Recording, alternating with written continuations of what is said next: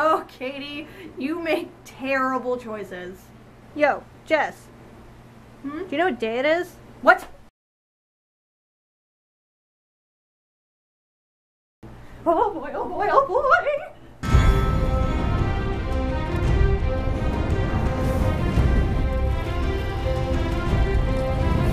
Oh my god, it's here, it's happening, it's finally happening. It's been an entire year, but it's back, it's finally back. Okay, be cool. You can do this. Showtime. Hey everybody, I'm Jessie the Lookout, and this is my Game of Thrones recap show. I am a huge fan of Game of Thrones and A Song of Ice and Fire, and I am very, very excited to be talking about it with you today. For the last 5 years, I have been obsessed. My life has been nothing but Game of Thrones and A Song of Ice and Fire related for the last 5 years. It is really annoying to be friends with somebody who is constantly 2 conversation links away from talking about Game of Thrones. And this season, I want to do my own recap show so I can talk about my own ideas and theories that I found on my journey in being a part of this fandom. This season will be especially interesting because, as some of you know, this is the season where we finally catch up with the books. Right now, Bran and Sansa are the 2 storylines that have completely caught up to where they are in the books, so we're going to start seeing some deviating and some surpassing of Sansa's story from what's already been published. As for Bran, I've read that we're not going to be seeing any of him this season, unfortunately. Boo, no Bran. Last season we left him with the 3-eyed raven, who isn't going to teach him how to walk, he's going to teach him how to fly. Maybe inside a dragon? There's a tiny bit left of Bran in the books that they haven't shown in the show yet, but I won't talk about that quite yet, just in case they decide to go there this season. Oh my god, let's just talk about the episode already! Right off the bat, in the introduction, we can see changes are already being made to the land of Westeros. The biggest change on the map is that Winterfell is no longer a smoking husk. It's been rebuilt and now has the sigil of House Bolton on it, which is a flayed man. Which, like, ow, guys. My Stark love and heart. And so after the introduction, this first scene that we see isn't of anyone we know. Or is it? This is the show's first and probably last flashback. I read somewhere that they had chosen not to do flashbacks. I did read somewhere that they had chosen not to do flashbacks as a stylistic choice. They had already filmed the death scenes for Ned's older brother Brandon and his father whenever Aegon Targaryen, the last Targaryen to be king, burned Brandon alive and his dad like strangled himself trying to get to him. But they chose not to include flashbacks at all, except for this one, which is why it's especially interesting. This flashback is actually in the books. We see Cersei threatening her friendly neighborhood witch into telling her her future, which she does. Maggie, or Meiji, tells Cersei that she will not wed the prince, she will wed the king, and that the king will have 20 children, but she'll only have 3. This is, of course, referring to Robert. Initially, like, way back when, before the beginning of the show, when Cersei was just a teenager, she was betrothed to Daenerys' older brother, Rhaegar, the same guy that Robert Baratheon killed in Robert's Rebellion. But instead, of course, Cersei ends up marrying Robert and has no children by him and ends up having 3 children by her brother, Jaime Lannister. Of course, you guys all already know that, right? Immediately after that, there's the line about, "You'll be queen. For a time. Then comes another. Younger. More beautiful. To cast you down and take all you hold dear." So of course there are a number of people who could be the younger and more beautiful queen that's coming to usurp Cersei, but the 3 major ones are Margaery, Sansa, and Daenerys. Unfortunately for Margaery, even though she's one of my most favorite people in this entire series, I don't think the Tyrells are going to make it very much longer. Winter is coming, and roses don't usually last the first snowfall, if you know what I'm saying. I mean, like, those major houses are coming down. Yeah, and so I don't think the Tyrells are going to make it. As for Sansa, I think she's going to be busy ruling on high as Queen of the North, which leaves Daenerys as the younger and more beautiful queen. And really, at this point in the series, like, we're just waiting for Daenerys to get it together and sail to Westeros. And I have a feeling that when she gets there, like, Cersei's not going to make it much longer than anybody else. There's also another part of the prophecy that the show decided to cut out. I'm not sure if it's because they're going to bring it up later or because they're going to end up changing Cersei's fate later on. But this last part of the prophecy reads like this. Gold shall be their crowns and gold their shrouds, she said. And when your tears have drowned you, the Valonqar shall wrap his hands around your pale white throat and choke the life from you. Fun fact, Valonqar is High Valyrian for little brother. Cersei has spent her entire life thinking that little brother was Tyrion, but like she has 2 younger brothers. And the prophecy doesn't say that it's her younger brother, it could be any number of younger brothers. If you go to the wiki, there's like a bunch of people who are listed, including like Tyrion, Jaime, Aegon Targaryen, Stannis, Tommen, and Sandor, maybe? Like, if you think that dying off-screen counts as a death in Game of Thrones, which I don't. And of course, like, we haven't seen Aegon at all. Like, I don't think he's gonna be in the show. He's kind of, a red herring in the books right now. At least I think so. Like, if he ends up being one of the heads of the dragon, like, I'll go crazy. That's all. I'll just go crazy, and you'll never hear from me ever again. Personally, I think it's gonna be Jaime. I mean, they both came into this world together, and, like, they're going out together, for sure. There's also more to this scene initially in the books where Cersei's gal pal also gets her future told. She asks if she's going to marry Jaime, and the witch tells her no, that she won't marry, she won't have children, and that worms will eat her maidenhead. She ends up falling down a well and dying later that night, and it is heavily implied that Cersei's the one who did that bitch in. We cut to present day, and Cersei is preparing herself for the funeral of Tywin Lannister. There's an official guy who's there, and he's like, hey Cersei, maybe you should greet the literally hundreds of lords who have traveled a really long way to confirm that Tywin is dead. And of course Cersei's like, fuck him, and goes to see Tywin's dead body. And here we get to see a scene between Jaime and Cersei. This whole situation, this whole setup is completely different from Tywin's funeral in the books, which is fine. Like, that's fine. I don't mind when they make changes like this. Jaime's pretty nonchalant about his dead dad, but he's really focused on the fact that now that Tywin is dead, people are going to come after everything that him and Cersei own. Everything that Tywin has set up for them, everybody's going to come up with shitty reasons for Jaime and Cersei not to have it anymore. That includes not only her position as Queen at King's Landing, but their ownership over Casterly the Rock. There are lots and lots of people who want the Rock because they think it's filled with gold. And as we learned last season, that's not true anymore. But of course, Cersei can't see the forest through the trees, so instead of focusing on the barbarians at the gate, she is more concerned with the fact that Tyrion is running around still free. They don't come out and say it, but it's heavily implied that Cersei knows that Jaime helped Tyrion escape, and, like, she's not happy about it. It's not just a revenge thing either. Like, she fears for her son as well as herself because of the prophecy. And, you know, she's never liked Tyrion, let's be honest. She has this line where she criticizes Jaime for doing whatever he wants no matter the consequences, but in reality, like, that's what she does a lot. Cersei only thinks for herself. Like, she is a very bad political leader. She loves power, and she has longed for it her entire life, but now that she has it, she doesn't really know what to do with it. Can't really do political strategy, because she's kind of busy using that power to be a huge asshole to everyone around her, especially Margaery Tyrell. Also, do you hear that? It's the Rains of Castamere playing. It's the Lannister theme song playing at Tywin Lannister's funeral. Because Tywin Lannister's dead, his entire legacy is in jeopardy. Oh, those Lannisters! That's enough of King's Landing for now. Now we head to Pentos to see our favorite little monster, Tyrion. This depiction of Tyrion is pretty accurate to where he is in the books. Unfortunately, his story has been put on a fast track this season, so we're going to end up missing, like, this whole cast of characters that joins him on his journey, including, like, a silent sister who loves skinny dipping, a Blackfire pretender, another imp named Penny. I have a feeling they're just not going to be in it this season. But Tyrion is super drunk and super bummed, and that's pretty accurate to where he was at this point in the books. Instead, all of those people are replaced by Varys. And Varys did help Tyrion escape in the books, but he just didn't come with him. In the books, we're a little less aware of where Varys lies on, like, in the grand scheme of things when it comes to Westeros' fate, but the show has planted him quite firmly in Camp Targaryen. In this scene, Tyrion is just really drunk. Really fucking drunk and really bummed. Bummed about killing Tywin, and in the books, he's also sad about destroying his relationship with Jaime, as well as killing Shae. He doesn't know where to go next, because nobody in Westeros wants a kinslayer on their team.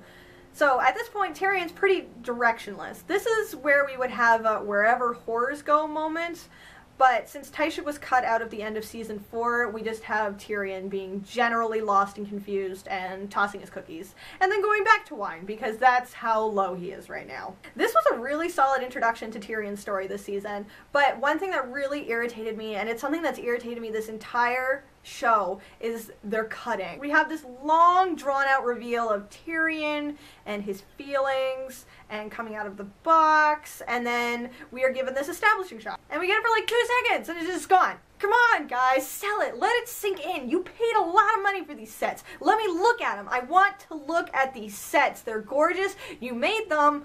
I want to see them with my eyes. Back across the continent of Essos, we get an update with Daenerys, who is like, fuck your history and your traditions. Your tradition is garbage. We also get a little peek in how fucking sad it is to be the Unsullied. They have to buy whores so they can cuddle and feel affection. Except this guy. Fuck this guy in particular. Turns out there's a rebel force forming in Meereen called Sons of the Harpy, and they are not happy with the direction that Daenerys is taking their city. Daenerys isn't completely sure of what to do with people who oppose her, so she just exercises her strength.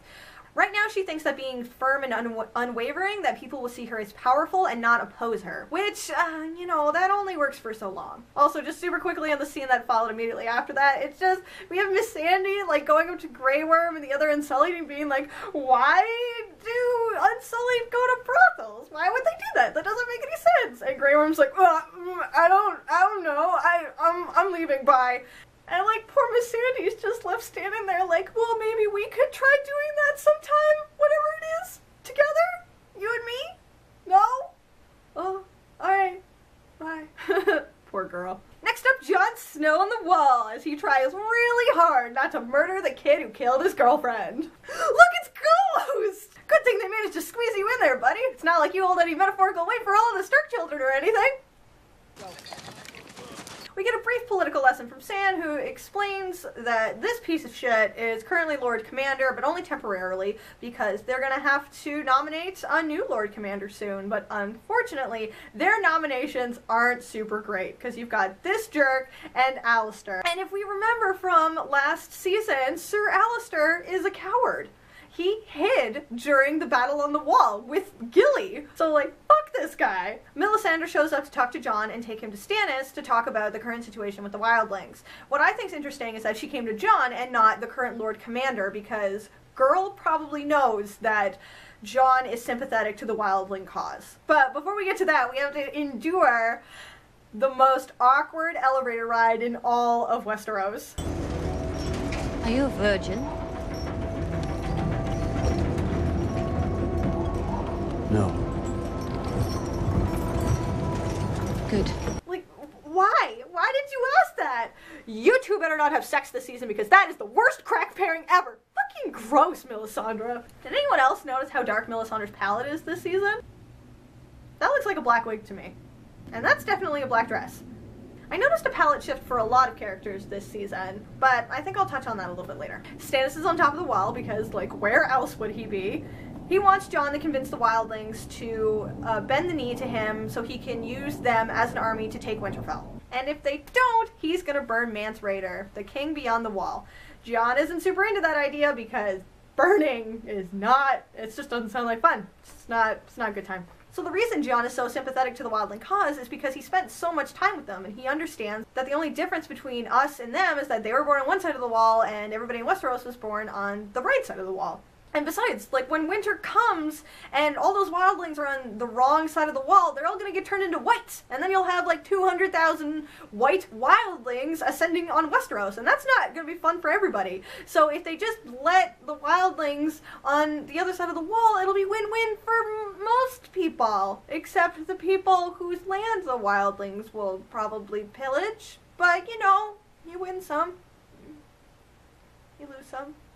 Also, I'm not gonna lie, this particular set for this scene is the worst one I've seen in the show so far. I love this show and what they're able to do with it, but this is the most sound-stagey feeling set yet. I mean, you've got, like, the CG background, and you've got, like, the fake snow, and it's just, it was not my favorite. In my opinion, not their best. I mean, like, they're obviously not in Iceland anymore, that's for sure, and I guess they're gonna start using more CG as time goes forward, because it's faster and it's easier. probably a little bit cheaper than actually flying people and housing them, which is okay, fine, whatever, creative differences. But I'm sure the woman playing Melisandre is like totally okay with being indoors, because like the Lord of Light might keep Melisandre warm, but that dress ain't keeping nothing in. Hey? Hey? Hey? That was sexist, I'm sorry. Oh my god, look at my little baby Sansa! Oh my god, she looks like she could cut somebody. This is amazing. This scene, we pretty much just admit to ourselves that Robin Arryn is a shit fighter, and Sansa's just sitting there like, oh my god, I have to fucking marry this guy. Ugh.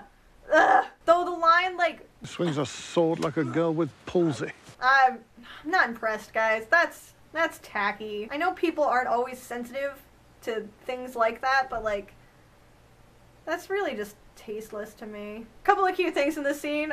When Peter gets a note and he reads it, like, Sansa tries so hard to look and like see what it is, and then like, play it cool. Play it cool. Yeah, that's, you got it, girl. Do it. Yeah, girl, you keep it up. You are gonna cut bitches one day. I promise it. Love you. They leave Lord Robert Arryn on Rune Stone so that he'll be safe, and that way we don't have to worry about paying his actor for a couple more episodes. And this way it also gives Sansa and Littlefinger some time to go on a little adventure together. Don't you fucking touch her. I will cut you. There's also the super not subtle line that Peter has about Lord Arryn having the best thing of all, and that's a really important name. And then he turns directly to Sansa to take her and lift her off of the tiny bleachers that they're sitting on. That's Peter Baelish's way of looking at the audience and being like, don't worry, I have plans. Keep an eye out. Look, another beautiful establishing shot with the castle in the background. And it's gone. Alright, that's fine. Whatever. Moving on. This scene between Brian and Pod is really just here to upset us. Brian has a tantrum about losing Arya, and she tries to push Pod away by telling him that he can go wherever he wants, and then by the looks of it, Pod just chooses to stay right with her. He's not a squire, she's not a knight, they could just not be those things together! And then of course we are mocked, yes, mocked, by watching Sansa and Peter ride by in the background past Brian and Pod. Hey Brian, I know you're having an existential crisis about your position in the world, but fuck you! Yeah, let's put some salt in that wound. Yeah, there you go. There you go. Does that feel nice? Does that feel... yeah, salt. Part 2 of Sansa and Littlefinger is just a little lesson in trust. How you should never trust anyone, as much as you can pay them. We also get a big question mark for where Sansa is headed, because Peter doesn't actually tell her. He just knows that they're headed west, and they're headed out of Cersei's grasp. We were here, and now they're headed this way. They were supposed to go to the Fingers up here, which is where Peter Baelish is originally from. Now, they could be headed to Harrenhal, which is where Peter is technically the lord of right now, or they could be headed north, where the majority of Sansa's supporters would be. That does mean, however, that they've got to go through the Twins, currently held by Lord Walder Frey, and then past Moat Cailin, which is currently being held by the Bolton Men. So I have no idea where they're going. There's a couple of possibilities, and we'll just have to watch to find out. We return to King's Landing to listen to Loras as he blows up Cersei's smoke while she watches his family infiltrate her world. We also get a glimpse of Tommen's extremely confused boner, and holy fucking shit, is that you, Lancel? Good God, I didn't know monks could work out. Lancel introduces us to what is going to be a major part of this season, and that's namely the Faith of the Seven. In Westeros, there are several religions. You have R'hllor, which is coming in from the east off of Essos. You have the Drowned God, which is primarily in the Iron Islands, and you also have the Old Gods, who were gods of the first men, and they involve like werewolves and children of the forest, and magical stuff. The Faith of the Seven is the dominant religion in Westeros. It was first introduced when the Andals came in, and they have a whole history about the Seven and like where they came from and how they walked among men and who they bestowed on what and like whatever, but we're not going to get into that this episode. Lancel confronts Cersei about their sins and apologizes for seducing her and murdering the king. And of course, both of these were Cersei's ideas, so she's just got her like, oh my god, fucking stop talking, Lancel face. The line he says that I want to draw attention to in this moment is this. Their world is at hand. Pretty cool line all by itself, and even cooler when you remember winter is coming. So we cut to what is going to be the sexiest scene in this episode as Loras is playing with Oliver Boytoy, who usually hangs out in the brothels under Littlefinger's employment. Margaery shows up and like is maybe a little turned on by her brother's Boytoy.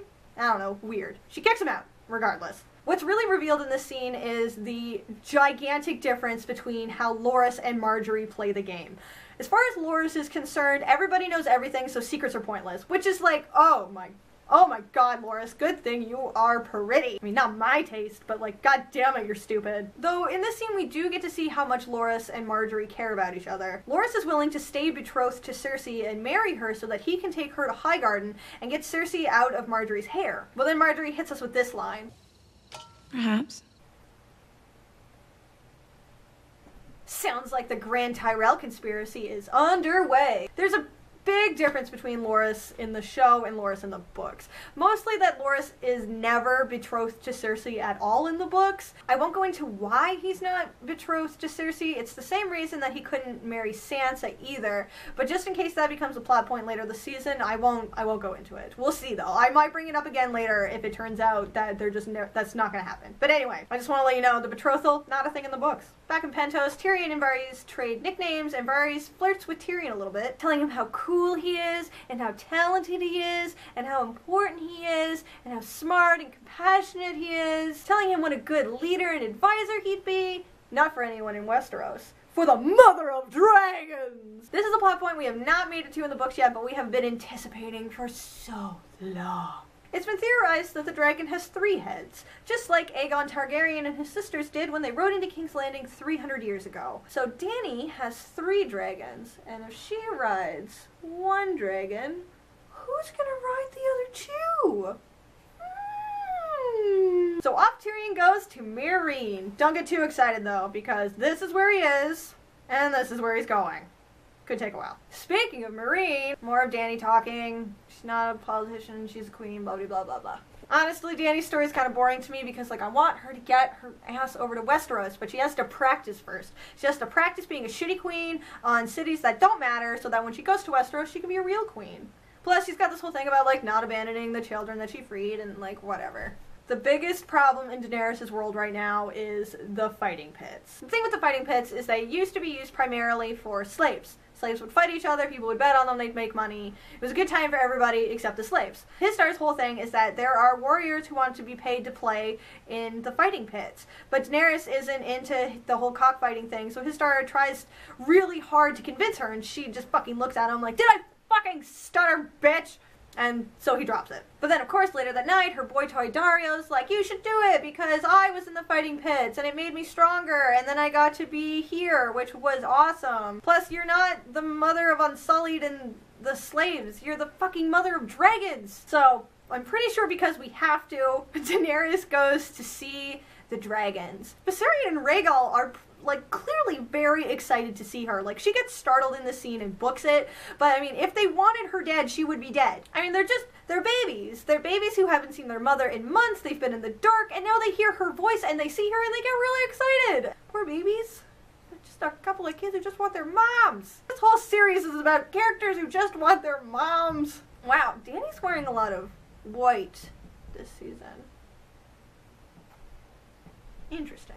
Speaking of characters in black, Jon tries to convince Mance Rayder to bend the knee to Stannis Baratheon. But that just not be how wildlings do. Jon tries really super hard to convince Mance Rayder, but if Mance bends the knee, then all the wildlings whose respect he's earned, they'll just scatter. And that's not going to help anybody. Of course, Jon thinks that Mance is just afraid to bend the knee, and fucking boy howdy is Mance afraid. Winter is on its way, and Mance is terrified. That's why he did all of this. That's why he gathered over 100,000 wildlings together, is because he's super fucking scared, and that's why he's not going to bend the knee, because he needs this force to stay together. So we get to go to another fun Westeros party, and Stannis gives Mance Rayder one last chance to bend the knee. Of course, Mance says, fuck it, hops up on that pyre. Well, hop might be a strong word for it, but, you know, he, like, hesitantly gets on and cries. I mean, oh, sorry, I'd be crying, probably. Definitely. I'm a wuss.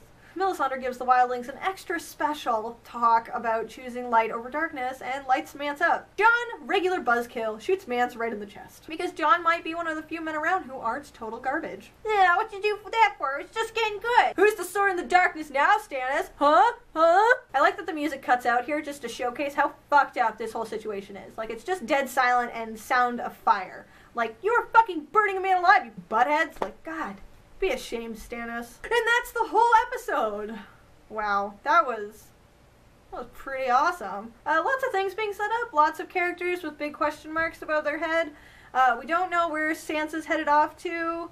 We don't know what Cersei, Loras, and Margaery are going to get up to in King's Landing, and how the Faith of the Seven is going to play into that. Dany doesn't know what she's going to do about the fighting pits, but like, who gives a fuck?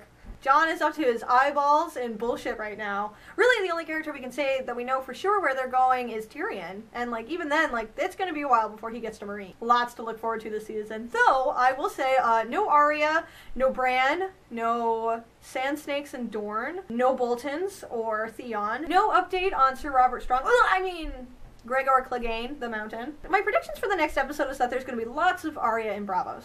Oh. Did I say predictions? I mean deepest wishes. The show is really good at telling the story of its characters through its clothing. You can usually tell where a character is at thematically based on their costumes. Like how we can see Sansa imitating different hairstyles throughout the series, depending on who she's admiring at the time. Especially this season, where we can see she's dyed it black to look like a mini Peter Baelish. That's why I think it's interesting the amount of black that characters are wearing this season. With the Night's Watch, they wear black so that they stand out against the snow, but also so they can signify that they don't belong to any house or lord. So to see Melisandre in so much black instead of her usual red, as well as Tyrion, is kind of interesting to me. Tyrion destroyed his house last season, so he doesn't really belong to House Lannister anymore, and he doesn't really have any idea of where he's going. He only decides to go to Meereen because he doesn't really have many other options, and it's not like he's gonna go wherever whores go. And then there's Daenerys Targaryen, all in white for every scene that she's in. Usually in the past she's been sporting either, well, like browns while she was on the desert, but primarily blues and whites, which is much different than her traditional Targaryen red and black. I think that's because she's either going to come into her Targaryen later on, or she's going to end up starting her own version of the Targaryen legend, and she's distancing herself from that. Or she's been wearing blue instead of red because we already have two characters who wear red and are associated with fire, and I think they're trying to distance her from those characters. And those characters, of course, are Melisandre, who is the red woman, she's really into fire, and then Cersei, who is less into fire, but tends to sport a lot of red. Less so since the death of her family, because she's been in mourning black. But I think it is particularly interesting that you have a character who's known for taking the black, and then you have another character who think it's fashionable to wear white in the desert. Anyway, that's my recap for Game of Thrones Season 5, Episode 1. Thank you so much for watching this and for giving me your time. I'm going to try my best to do these every week and release them as soon as I can, as well as trying to keep up with releasing some of my other videos. We'll see how that goes, though, because I barely have enough time to edit one video during the week, let alone two. I would love to hear your thoughts in the comments. And so let that be an official warning to you non-book readers that spoilers are everywhere. If you do not want to be spoiled for the events this season, you should just not visit the comment section of anything Game of Thrones related. Just come on now, guys. Be smart about this. If you enjoyed this video, you can go ahead and give it a thumbs up if you want, and you can check out my channel for other things that I do. I'm also available on social media, Tumblr, Twitter, Instagram, and Elo. Thanks again, kids, and I'll see you next week. Valor Morgulis.